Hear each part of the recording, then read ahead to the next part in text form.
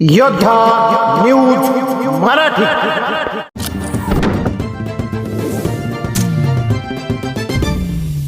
खेड तालुक्यात माजी सैनिकाच्या मुलीची 11 गुंठे जमिनीसाठी फसवणूक, दहशतीच्या जोरावर जमीन हडपण्याचा प्रयत्न।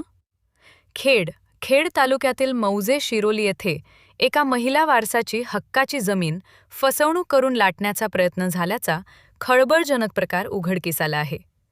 सैन्य दलातील निवृत्त मेजर ज्ञानेश्वर गेनूजी उडाणे यांची कन्या अरुणा ज्ञानेश्वर उडाणे यांची आर्थिक फसवणूक करून त्यांना दहशतीखाली ठेवण्याचा प्रयत्न केल्याचा आरोप दत्ता नारायण जरे यांच्यावर करण्यात आला आहे।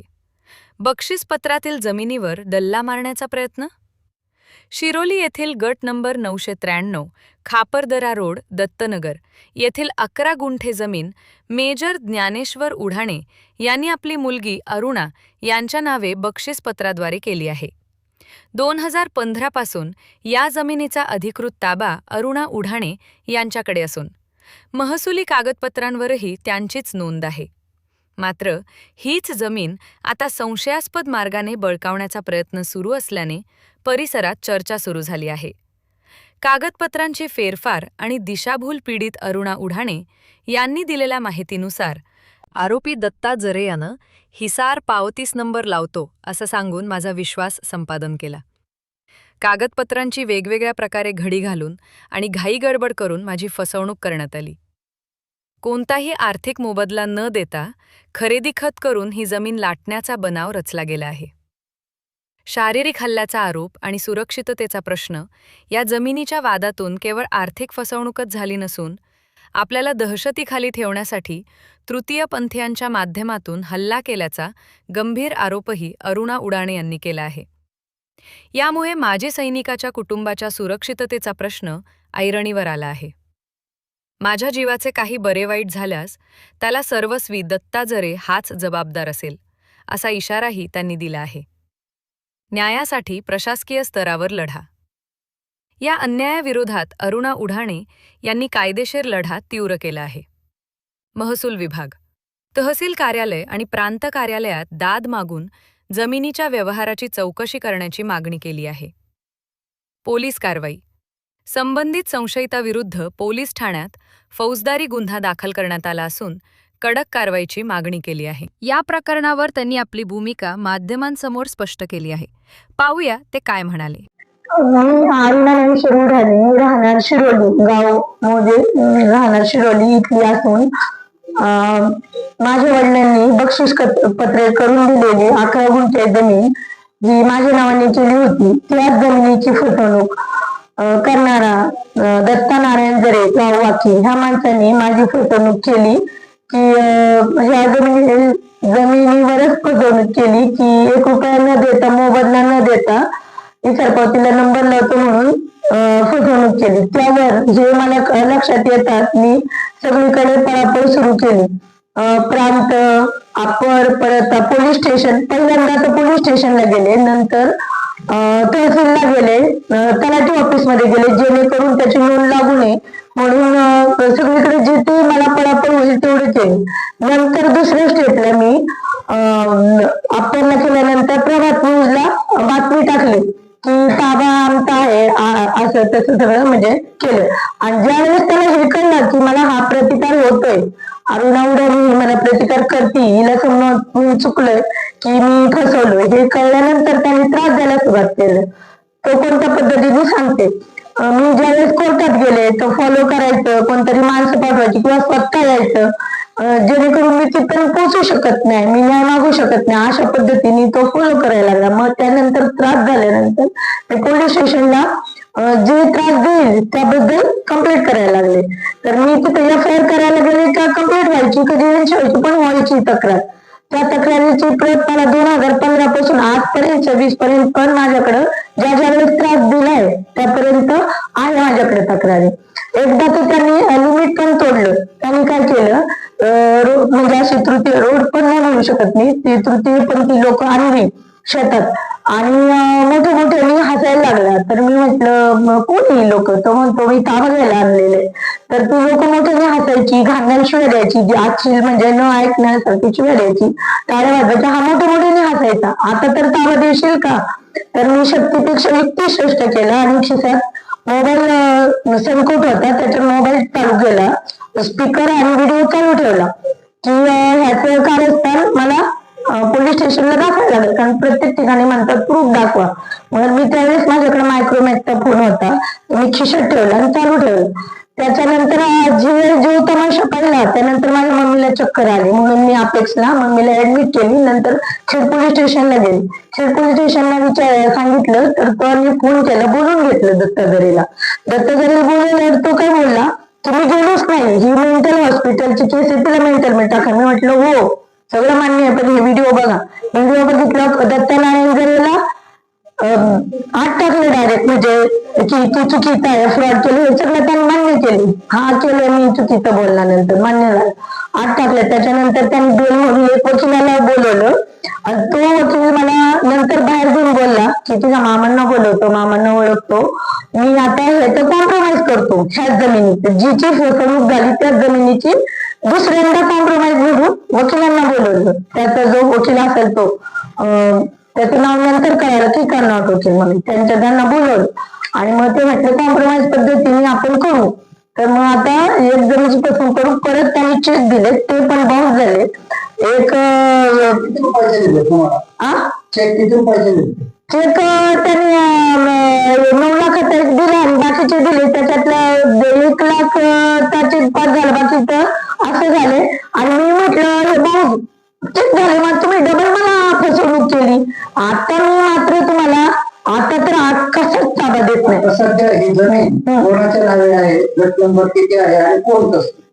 सध्या मी जमीन म्हणजे ज्या दिवशी अगोदर तर मी कसतच होते, वडिलांनी मला दिली बक्षीस पत्र, पण ज्या दिवस मला समजलं काय फसवलंय त्या दिवसापासून तर मी कशीच सोडली नाही. उलट तिथं पेरत राहिले, जे पेरते ते तलाठी भाऊ साहेबांना म्हणा, आता मॅडम लेंडे त्यांना म्हणा, जे पेरते ते तिथं नोंद करते. नोंद म्हणजे कशी की मी पेरले ह्या तारखेला तरी शिक्का घेऊन येते. आणि जो ट्रॅक्टर आपण करतो, सपोज वाघमाऱ्यांचं ट्रॅक्टर आहे त्यांचा घेते, त्या काकांची सही घेते का बाई इथं मी ट्रॅक्टर चालवला. आणि आता तर व्हिडिओ पण काढायला सुरुवात केली मी, जेणेकरून त्याची पाणी वगैरे केलेले आहे का? हो आता 2025 पर्यंत आहे माझी. आता 26 ला खूप पाऊस झाल्यानंतर आता हरभरा पेरला, त्याची पण लोंढे मॅडम. सध्या स्थितीमध्ये त्या उतार्याचं थोडीशी माहिती सांगायला, म्हणजे कोणाच्या नावे काय वगैरे त्यातलं यासाठी थोडी माहिती सांगा. हा, आणि त्यांनी काय केलं त्यात ज्यावेळेस मी आज महाराष्ट्राला न्यूज दिली त्यावेळेस तो घरी आला, आईला म्हटला की ही बाईक अशी दे की मिटले म्हणून सांग.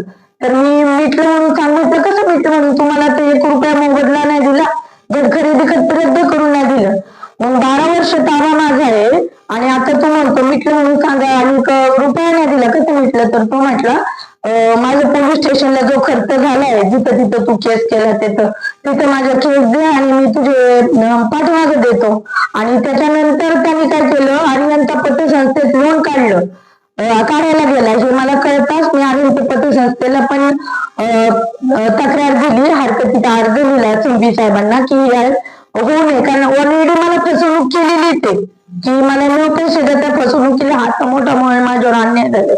दुसरा अन्याय काय तर त्याच जमिनीवर परत कर्ज पण काढायला हा आर्यनता पतसंस्थे झाले, म्हणजे दुसरा अन्याय माझ्यावर. हा, कर्ज काढणे, फसवणूक करणे. हा, मग आता सध्या स्थिती तो 7/12/8 कोणाच्या नावे आहे? आता म्हणजे 2015 पासून 2022 पर्यंत माझा होता, पण जिथं आता माझ्या विरुद्ध केस लागल्या प्रांताला त्यावेळेस म्हणजे त्याचे नाव लागलं, पण नोंद माझी ते म्हणजे ताबा माझाच. म्हणजे प्रॉपर मालक तुम्ही आहेत असं तुमच्या बोलण्यात? हा, माझ्या बोलण्यातून आहे सर. अपेक्षा काय आता सध्या? माझी अपेक्षा हीच आहे की ह्यांनी पूर्ण फ्रॉड करून जमीन घेतलेली एकतर दस्त कॅन्सल करून माझ्या नावाने करावी, नाहीतर मग तो जर म्हणत असाल कॉम्प्रोमाइज पद्धतीने माझ्या आत्ता जी सध्या जी जमिनीची जी किंमत आहे व्हॅल्युएशन आहे ते देऊ. कारण एक तर मी एक आर्मी सैनिकाची मुलगी आहे, रक्तातून ते माझ्या आत्म्यात म्हणजे माझ्या जीवात की जोपर्यंत आपल्याला न्याय भेटत नाही तोपर्यंत माझं हटणार नाही. बरं किती संकट येऊ माझ्या. किती पैसे कमवून केले होते आतापर्यंत किती दिले? 4.5 लाख रुपये गुंठा ह्याप्रमाणे त्यावेळेस 2015ला कबूल केले होते मला. 4.5 लाख रुपये गुंठा याप्रमाणे 2015ला केले होते. आता स्थिती अशी आहे तिथे 9 लाख रुपये. पण मी ते काय बोलत नाहीये. ज्यावेळेस 4.5 लाख रुपये ते तरी ते बोलावतं तर तो पण त्याला ऍग्री होतो पुढे, पण नंतर होत नाही. त्यापेक्षा मी म्हटलं खरेदी खत रद्द करून दे माझं मला. कारण मूळ मालक आज पण मी छातीत टाकू शकतो की मी ते म्हणून, कारण त्याचा मोबदला न मिळाल्यामुळे. वडिलांनी त्यांनी किती पैसे दिले? चेकद्वारे दिले का? त्यांनी रोख स्वरूपात दाखवले त्याच्यात डॉक्युमेंट मध्ये. आणि पहिली गोष्ट डॉक्युमेंट मी वाचलेलं नव्हतं. उलटून पालटून सह्या घड्या मारून पटापट आम्हाला नंबर लागलाय आणि आपण सरपटला नंबर लावतो बोलला. असं नाही बोलला की खरेदी खत करतो बोलला. त्यामुळे मी फसून गेले. आणि त्यामुळं काय मला 1 रुपया ज्या दिवशी फसवणूक झाली त्या दिवशी रोख स्वरूपात दाखवलं. आणि ते पण किती रक्कम दाखवली? 4.5 लाख गुंठा होता त्यावेळेस ठरले होते. तर ते 10 गुंठ्याचे किती झाले? तर ती चुकीची रक्कम दाखवली. ती चुकीची रक्कम तर दाव्यात ठरली प्रमाणे तर रक्कम दिलीच नाही. किती रक्कम वगैरे दाखवली तुम्ही म्हणताय? त्यावेळेस तुम्ही केस वगैरे काय दाखल केलं? केस दाखल केली ना मी. प्रत्येक ठिकाणी प्रांतात, अप्पर मध्ये, तहसीलदार, पोलीस स्टेशन, चव्हाणनगर पोलीस स्टेशन. का तर मला जीविताला पण भीती होती, जमीन स्वतःची जाऊन जीवाला पण भीती होती. त्यामुळे जेणेकरून मला जे करता येईल माझ्या परीने, कारण माझे वडील आर्मीत असल्यामुळे पेन्शन मिळते. उलट जमीन त्यांच्याच मुलीची जाऊन आर्मीच्या पेन्शन मधून वकिलांना पैसे मी कुठपर्यंत पुरवणार. आज तर मी हातबल झाले.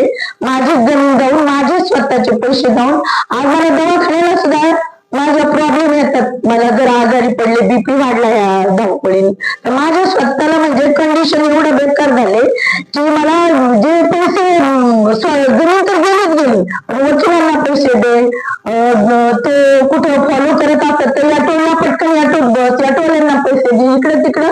म्हणजे जमीन तर जमीन गेलीच, माझे पैसे चालले. आज मी फिरून इतके हातबल झाले की मी शारीरिक पण मानसिक पण इतका त्रास झालाय मला, इतके वैतागले.